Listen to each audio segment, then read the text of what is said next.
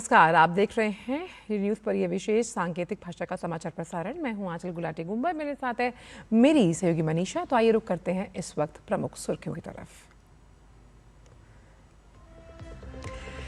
केंद्र सरकार ने आज बुलाई सर्वदलीय बैठक। पश्चिम एशिया संकट से निपटने की रणनीति पर होगी चर्चा। प्रधानमंत्री ने कहा, संकट से निपटने के लिए टीम इंडिया की तरह करना होगा काम।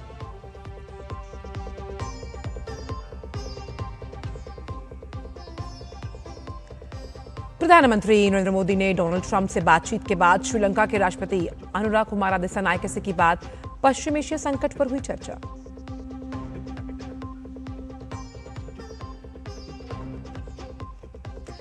सरकार ने प्राकृतिक गैस ढांचे को मजबूत बनाने के लिए अधिसूचित किया नया आदेश। तेजी से होगा पीएनजी कनेक्शन का विस्तार।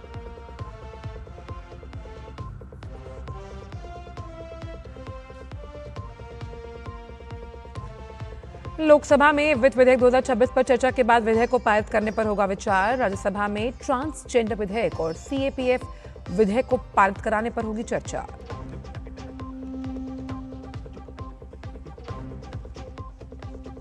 पांच राज्यों में चुनाव प्रचार जोरों पर। बंगाल में भाजपा अध्यक्ष नितिन नवीन पार्टी कार्यकर्ताओं से करेंगे संवाद। केरल में राहुल गांधी प्रचार अभियान की भी करेंगे शुरुआत।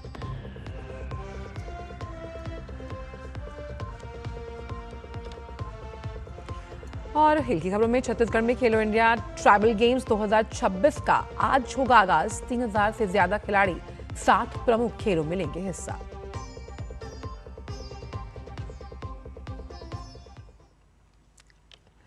और आइए जान लेते हैं सभी खबरों को विस्तार के साथ। पश्चिम एशिया संकट पर केंद्र सरकार ने आज शाम 5 बजे सर्वदलीय बैठक बुलाई है। बैठक में पश्चिम एशिया संकट से निपटने की रणनीति पर चर्चा होगी। सूत्रों के मुताबिक रक्षा मंत्री राजनाथ सिंह बैठक की अध्यक्षता कर सकते हैं, जिसमें विदेशी मंत्री एस जयशंकर भी उपस्थित रह सकते हैं।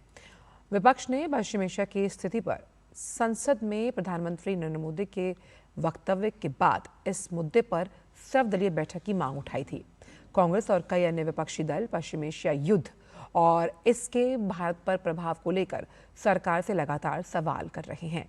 राज्यसभा में कल प्रधानमंत्री नरेंद्र मोदी ने कहा कि पश्चिम एशिया में छिड़े वर्तमान संघर्ष की वजह से उत्पन्न स्थिति से निपटने के लिए अधिकार संपन्न 7 नए समूहों का गठन किया गया, जो एलपीजी, आवश्यक वस्तुएं और वस्तुओं की आपूर्ति के साथ साथ विभिन्न क्षेत्रों से जुड़े अन्य विषयों का नियमित आकलन कर सुझाव देगी। लोकसभा में विपक्ष के नेता राहुल गांधी सर्वदलीय बैठक में शामिल नहीं हो पाएंगे, क्योंकि उनका केरल में एक कार्यक्रम पहले से तय है। प्रधानमंत्री नरेंद्र मोदी ने पश्चिम एशिया क्षेत्र में शांति बहाल करने के लिए संवाद और कूटनीति का समर्थन किया। कल राज्यसभा में उन्होंने कहा, अमेरिका इजरायल की ईरान से जंग जारी रही तो इसका दुष्परिणाम होगा और आने वाले समय में देश की सबसे बड़ी परीक्षा हो सकती है। साथ ही उन्होंने कहा कि संकट से निपटने में राज्यों का सहयोग जरूरी है और हमें मिलकर टीम इंडिया की तरह काम करना होगा। उन्होंने कहा कि बड़ी संख्या में विश्व भर के जहाज हॉर्मुज स्ट्रेट में फंसे हुए हैं और उन जहाजों पर भारतीय चालक दल के भी कई सदस्य सवार हैं।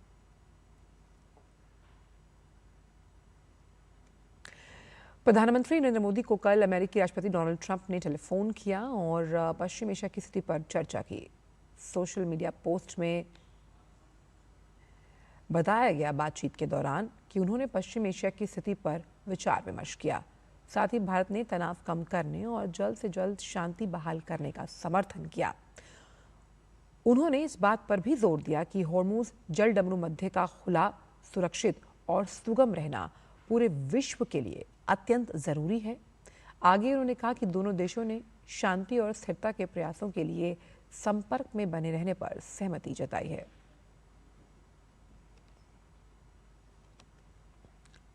प्रधानमंत्री ने कल श्रीलंका के राष्ट्रपति अनुरा कुमारा दिसानायके से टेलीफोन पर बात की। सोशल मीडिया पर पोस्ट में प्रधानमंत्री ने बताया कि उन्होंने पश्चिम एशिया की बदलती स्थिति पर चर्चा की, जिसमें वैश्विक ऊर्जा सुरक्षा को प्रभावित करने वाली बाधाओं पर विशेष ध्यान दिया गया।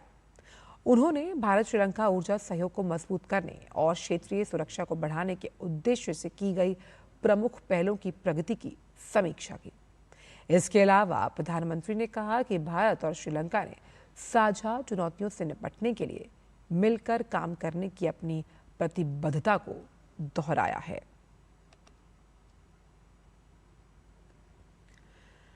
भारत सरकार ने एक बड़ा कदम उठाते हुए पेट्रोलियम और प्राकृतिक गैस मंत्रालय के जरिए प्राकृतिक गैस और पेट्रोलियम उत्पादों के वितरण आदेश 2026 को आवश्यक वस्तु अधिनियम 1955 के तहत अधिसूचित किया। यह आदेश तत्काल प्रभाव से लागू हो गया। सरकार का मकसद साफ है, पूरे देश में पाइपलाइनों को तेजी से बिछाने और विस्तार करने के लिए एक सुव्यवस्थित, समयबद्ध और पारदर्शी ढांचा तैयार करना, ताकि अनुमतियों में होने वाली देरी, ग्राउंड पर होने वाली समस्याओं का समाधान हो सके। भारत सरकार के इस फैसले से पाइप्ड नेचुरल गैस नेटवर्क का विस्तार होगा, साथ ही रसोई, परिवहन और उद्योगों में स्वच्छ ईंधन की ओर बदलाव तेज होगा, जो ऊर्जा सुरक्षा को मजबूत करेगा। सरकार का कहना है कि बढ़ती ऊर्जा मांग और वैश्विक चुनौतियों को देखते हुए यह आदेश पुरानी समस्याओं जैसे नियामक अनिश्चितता, अनुमोदनों में देरी, अड़चनों को दूर करेगा। ये कदम स्वच्छ ऊर्जा, बेहतर वायु गुणवत्ता और आर्थिक विकास को बढ़ावा भी देगा।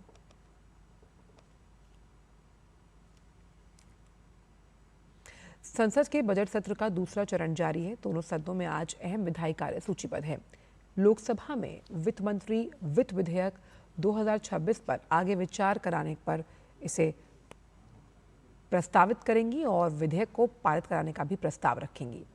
इसके अलावा दिवाला और शोधन अक्षमता संहिता संशोधन विधेयक पर विचार करने और उसे पारित कराने का प्रस्ताव रखेंगी।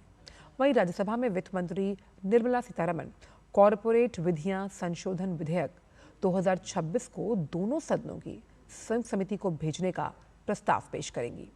गृह मंत्री केंद्रीय सशस्त्र पुलिस बल सामान्य प्रशासन विधेयक 2026 को पेश करने की अनुमति और पारित कराने का प्रस्ताव रखेंगे। वहीं सामाजिक न्याय और अधिकारिता मंत्री डॉक्टर वीरेंद्र कुमार अभयलिंगी व्यक्ति अधिकारों का संरक्षण संशोधन विधेयक 2026 पर विचार और पारित करने का प्रस्ताव पेश करेंगे। बात पश्चिम बंगाल की, जहां विधानसभा चुनाव के मद्देनजर भारतीय जनता पार्टी ने अपनी रणनीतिक तैयारियों को तेज किया। इस कड़ी में भाजपा के राष्ट्रीय अध्यक्ष नितिन नवीन आज अपनी 2 दिवसीय बंगाल दौरे के दूसरे दिन मैराथन बैठकें कर रहे हैं। आज के दिन की शुरुआत वो करीब 10 बजे प्रसिद्ध दक्षिणेश्वर काली मंदिर में दर्शन पूजन के साथ करेंगे। इसके बाद सॉल्ट लेक स्थित पार्टी कार्यालय में चुनाव प्रबंधन टीम और विभिन्न मोर्चों के प्रतिनिधियों के साथ जीत की रणनीति साझा की जाएगी। दोपहर में वरिष्ठ नेताओं के साथ उच्च स्तरीय चर्चा होगी और न्यू टाउन में नवदीप जोन की बैठक का समापन। इससे पहले मंगलवार को दौरे के पहले दिन उन्होंने डिजिटल पहुंच, बूथ नेटवर्किंग मजबूत करने के लिए कई अहम बैठकें की थीं। वहीं कांग्रेस नेता राहुल गांधी केरल विधानसभा चुनाव के लिए आज अपने प्रचार अभियान की शुरुआत करेंगे। इस दौरान वो कोझिकोड में एक बड़ी रैली को संबोधित करेंगे। कांग्रेस के वरिष्ठ नेता रमेश चेन्नीथला ने बताया कि ये रैली शाम कोझिकोड बीच पर आयोजित होगी। 9 अप्रैल को होने वाले चुनावों से पहले राज्य में उनके प्रचार दौरे की शुरुआत होगा। बात खेल जगत की, छत्तीसगढ़ देश के पहले खेलो इंडिया ट्राइबल गेम्स 2026 की मेजबानी करने जा रहा है। आज से शुरू हो रहे इन खेलों का 3 अप्रैल तक राज्य के 3 शहर रायपुर, जगदलपुर और सरगुजा में किया जाएगा। इन खेलों में कुल 7 पदक स्पर्धाएं आयोजित होंगी, जिनमें athletics, football, hockey, weight lifting, तीरंदाजी, तैराकी, कुश्ती शामिल हैं। इसके अलावा मलखम्ब और कबड्डी को डेमो गेम के तौर पर रखा गया। देश भर के अधिकांश राज्यों और केंद्र शासित प्रदेशों के 300 से ज्यादा खिलाड़ी इसमें हिस्सा ले रहे हैं।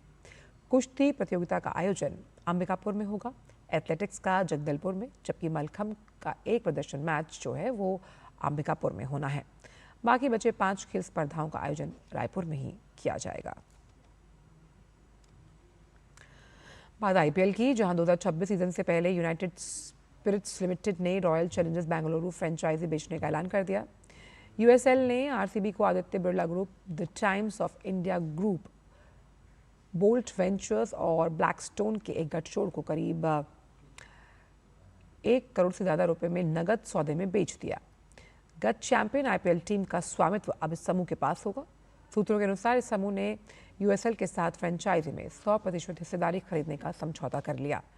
आदित्य बिरला ग्रुप के director Aryaman Vikram Birla RCB franchise के चेयरमैन होंगे, जबकि टाइम्स ऑफ इंडिया ग्रुप के सत्यन गजवानी टीम के vice chairman. Royal Challengers Bengaluru IPL की गत चैंपियन है, जिसने आईपीएल 2025 के फाइनल में पंजाब किंग्स को 6 रनों से हराया। इस सौदे में आरसीबी की पुरुष और महिला दोनों टीमों को शामिल किया गया। इस सौदे को हालांकि अभी बीसीसीआई और आईपीएल संचालन समिति के साथ साथ महिला प्रीमियर लीग और भारतीय प्रतिस्पर्धा आयोग से औपचारिक मंजूरी मिलने अभी बाकी है। और फिलहाल इस विशेष समाचार प्रसारण में इतना ही। मुझे मनीषा को दीजिए इजाजत। नमस्कार।